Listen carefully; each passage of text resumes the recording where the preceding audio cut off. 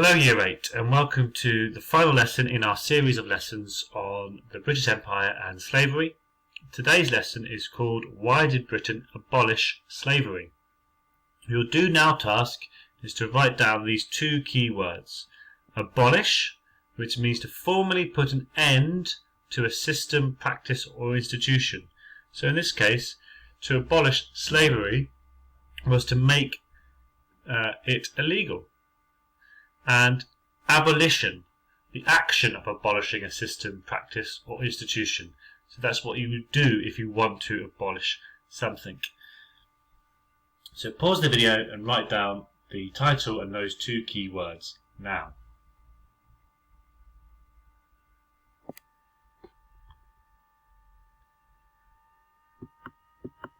Okay, so why did Britain abolish the slave trade? So just a bit of background. In 1807, after 200 odd years, Britain made the buying and selling of humans illegal in the British Empire. That is to say, they made the transportation of people from the West African coast across to the Caribbean and the United States of America illegal.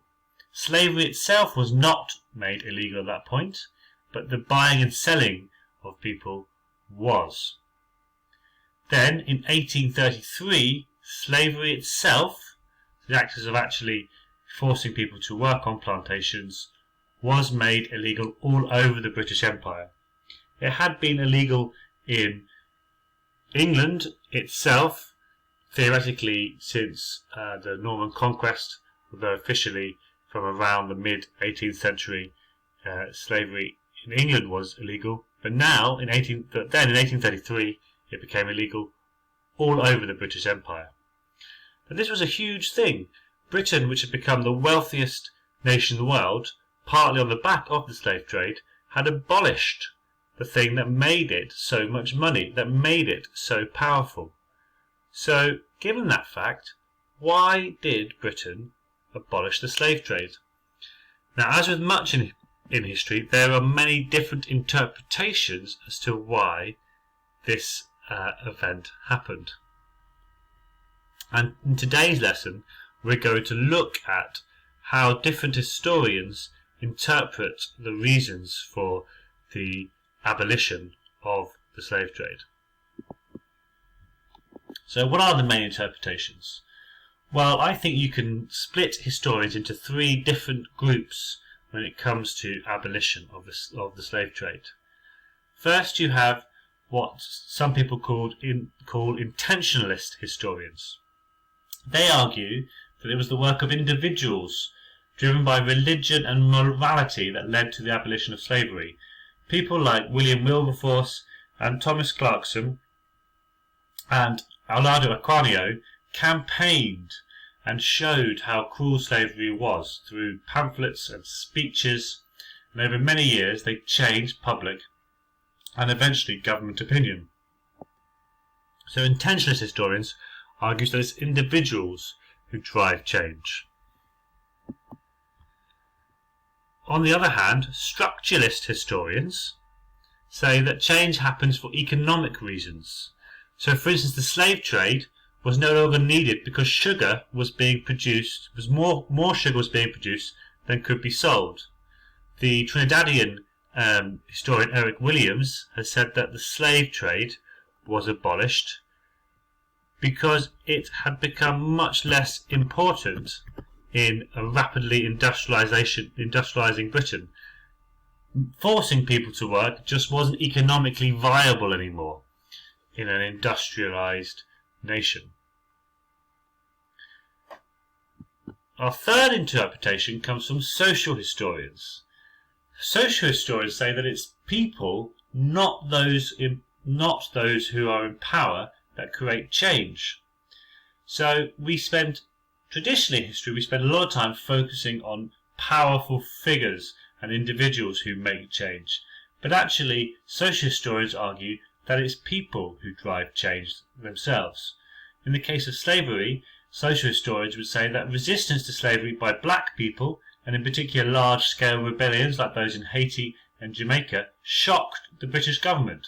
It led to soldiers being needed to be deployed, and eventually the abolishment of slavery.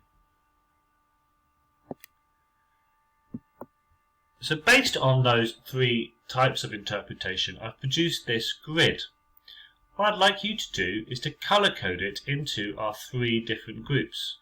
Are these arguments that could be made by an intentionalist historian, i.e. one who suggests individuals are most important, a structuralist historian, i.e. one who says economics and money is the most important driver of change, or is it an argument that could be made by a social historian, i.e. that it's the people themselves, the slaves themselves, who forced change? So if we look at our grid here, one argument here is that not enough people wanted to buy sugar. This is clearly an economic argument which would be made by structuralist historians. Here we've got an argument that says slave owners were frightened into wanting to sell up and get out. Well, here this is an argument that was made by social historians. It's rebellions by slaves that is forcing the selling of plantations. We've also, down here, it says individual MPs like Wilberforce persuaded Parliament to stop the trade. This argument would be made by intentionalist historians, suggesting that it's individuals who drive the change, not economics, and not people as a whole who drive the change. So pause the video here and have a go at colour coding those different arguments.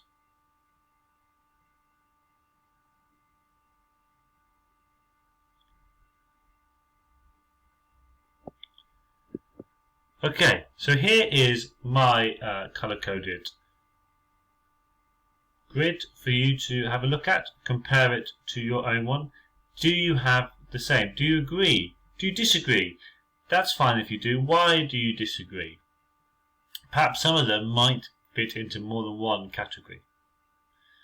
Broadly speaking, we can say that those in red are arguments that have been made by intentionalist historians, those who argue that individuals are the most important in driving change. The ones in the kind of grey colour are arguments that will be made by structuralist historians, i.e. that it's all to do with economics and money that led to the abolition of slavery.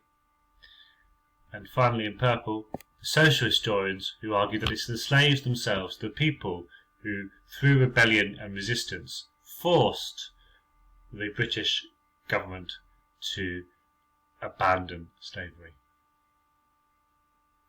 So have a look at your grid, check it in comparison to mine, and then colour code as appropriate.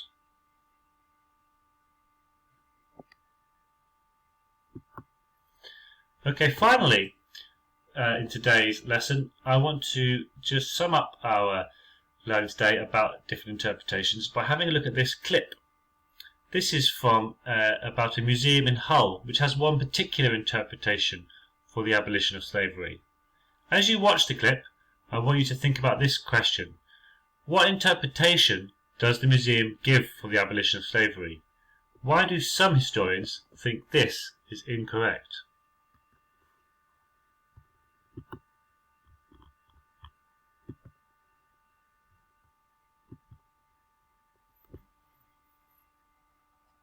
This house in Hull was the birthplace of William Wilberforce, seen by many as the main man of the struggle to end slavery. The slave trade, founded in wickedness, must be abolished. However we achieve it, whatever the consequences, I am from this time determined never to rest until I have effected its abolition. The house is now a museum, telling the story of Wilberforce and the anti-slavery campaign. There are exhibits following Wilberforce from his childhood, his election as a local MP, and the years of campaigning that followed. It preserves his letters to MPs, petitions he organised, the speeches he made, all evidence of a 20-year struggle to overturn public opinion. Not surprisingly, at the opening of the museum in 1906, the speeches emphasised his central role in the anti-slavery story. I think Wilberforce is seen as kind of being a kind of civic icon. He is seen as being one of the things that gives Hull an identity as being the birthplace of a great humanitarian and philanthropist. It's one of the things that people are very proud of in Hull. But is the interpretation of history presented by this museum correct? Were the efforts of Wilberforce and his colleagues the main reason slavery was abolished? Professor James Walvin, an expert on the history of the slave trade, has his doubts. It would not have happened as and when it did without Wilberforce. I mean, he was the great guiding inspiration, he was the great leader of Parliament, and no one denies that. But whether that's a kind of sufficient to complete explanation, that's the kind of thing that historians are now very dubious about. Instead, modern historians have focused on a much less honourable reason for the abolition of slavery. While Wilberforce was trying to convince people slavery was inhuman, others were changing the way people thought about trade and finance. At the forefront of these new ideas was Adam Smith, the famous economist. He argued that forcing people to work was a bad idea. Work done by slaves, though it appears to cost only their maintenance, is in fact the dearest of end. His point was that freed people were happier, worked harder, and spent their wages, which helped the economy as a whole. He thought that was much more important than providing cheap labour for a few plantation owners. This is the politician Lord Palmerston, writing 40 years later. Don't imagine that laws for the suppression of the slave trade were valuable only for ridding mankind of a foul and detestable practice.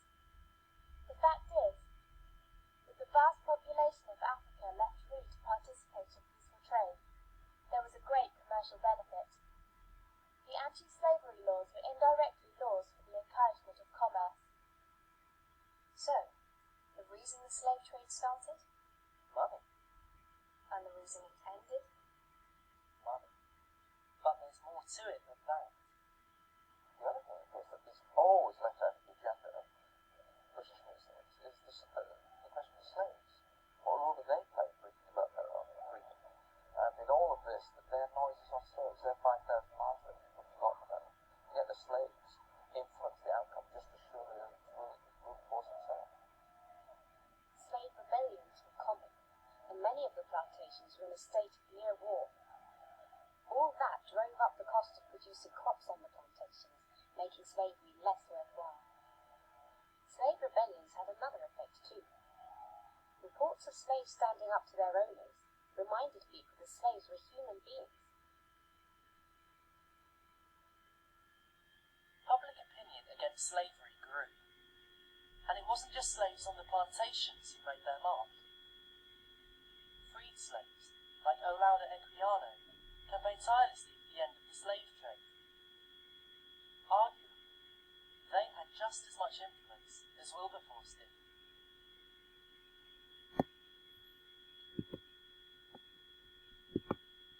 Okay, so thinking back to that video, just to finish today's lesson, I'd like you to complete a short paragraph using these sentence starters. So, the museum suggests that slavery was abolished because. So, what argument do they use for the abolition of slavery? But however, what do other historians suggest slavery was abolished for? So, other historians suggest slavery was abolished because, for example. Finish that paragraph, please have a go at the challenge question: which interpretation do you think is the most persuasive and why? Okay, thank you very much. Please submit your work via Show You My Homework or by email, and have a great summer. Thank you. Bye bye.